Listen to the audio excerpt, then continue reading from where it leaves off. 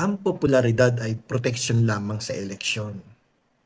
Pero ang integridad ang tanging proteksyon sa loob ng korte. So popularity, every election, andyan dyan yan. Yan ang protection mo. Pero yung integridad, pang-korte yan.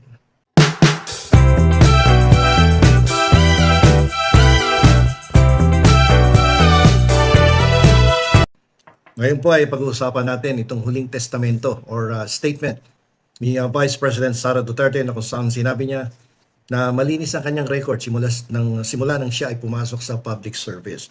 Bilang Vice Mayor, Mayor, Vice President ay wala po siyang involvement sa anumang kaso tungkol sa graft and corruption.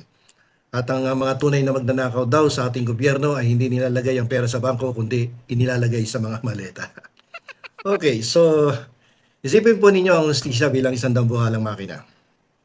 May pwedeng mabagal umandar to, maingay, lalo na kung diesel, di ba? At kung minsan nga ay parang kinakalawang, pero kapag uminit na ang makina nito, wala itong sinasanto.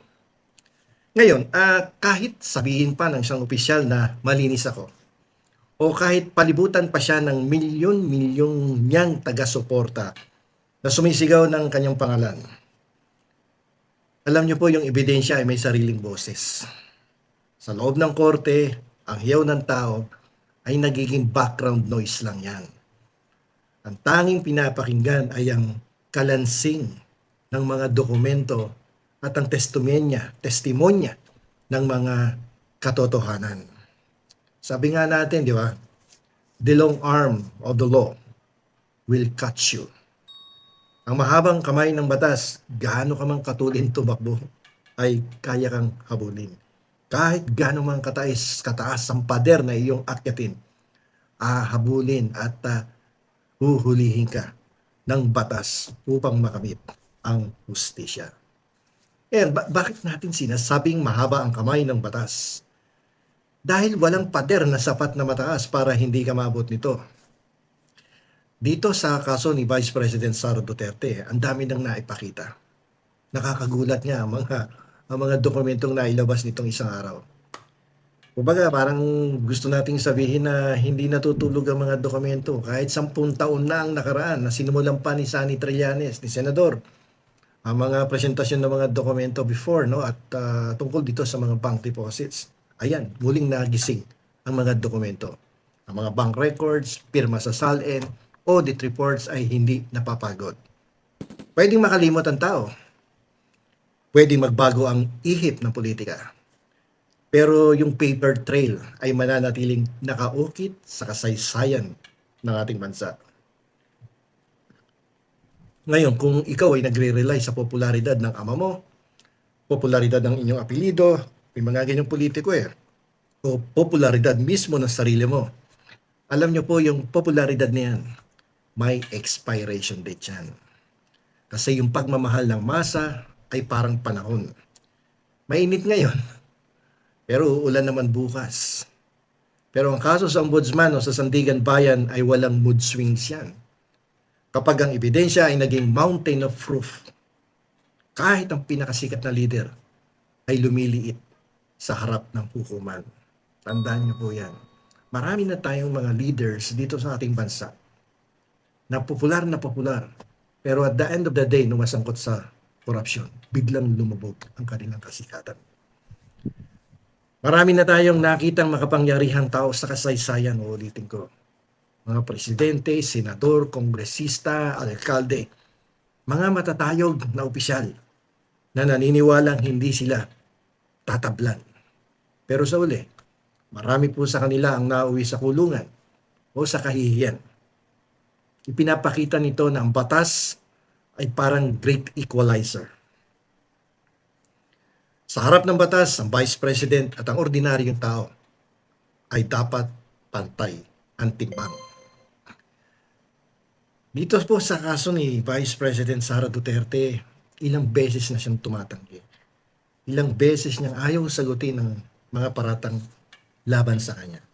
Binigyan siya ng pagkakataon sa Kongreso, ng ilang beses pero walang kooperasyon at pilit itinatanggi ng kung ilang beses ang mga aligasyon laban sa kanya. Sa ating pong kwento ngayon, itong ating pong discussion na ngayon, ito pong pagtanggi ay parang pagtatakip ng butas sa isang lumulubog na bangka gamit ang kamay. Ako nakasakay na sa ganyan eh. Nung bata pa ako, may butas yung bangka. Ang ginagamit namin pagtakip kamay namin. Pero alam nyo po ba, maaaring tumagal ka ng ilang oras. Pero kung ang ebidensya ay kasing bigat ng dagat, kalaunan ay papasok at papasok ang tubig. At doon mauwi ang paglubog ng bangkang sinasakyan mo. Ano ang epekto nito sa tao?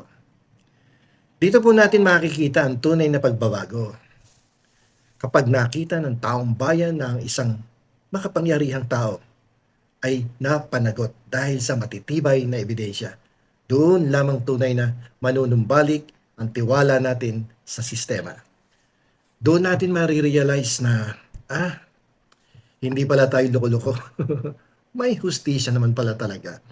At hindi tayo pwedeng lokohin hanggang gusto ng mga malolokong mga politiko at public servants.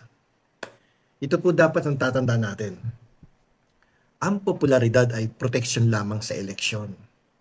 Pero ang integridad ang tanging proteksyon sa loob ng korte. So popularity, every election, andyan yan. Yan ang protection mo. Pero yung integridad, pangkorte yan. Yan ang magbibigay siya ng proteksyon pagdating mo sa loob ng hukuman. Integrity. Kaya pakakaingatan ninyo yan. Okay? So, dito po sa ating pinag-uusapan ngayon, itong naging statement nga ni Vice President Sara Duterte kanina na lumabas sa different social media platforms, ay medyo hindi maganda ang magiging epekto eh. Itong kwento ni Vice na to, ang kanyang SALN at ang kanyang AMLAC, no?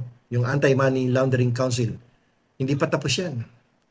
Ito kasi ay isang test case para sa ating demokrasya. Ngayon, kung mapapatunayan po ng mga dokumento na may mali at ang batas ay gumalaw ng walang takot o pabor, ang mahabang kamay ng batas ang siyang magsusulat ng huling kabanata. So ano po sa palagay ninyo? Sa kasaysayan po ng Pilipinas, sino ang pinakamagandang halimbawa ng isang makapangyarihang tao na akala ay untouchable siya pero kalaunan ay naabot din ng kamay ng batas ang kanyang mga pananagutan sa kanyang bayan at kanyang mga kababayan?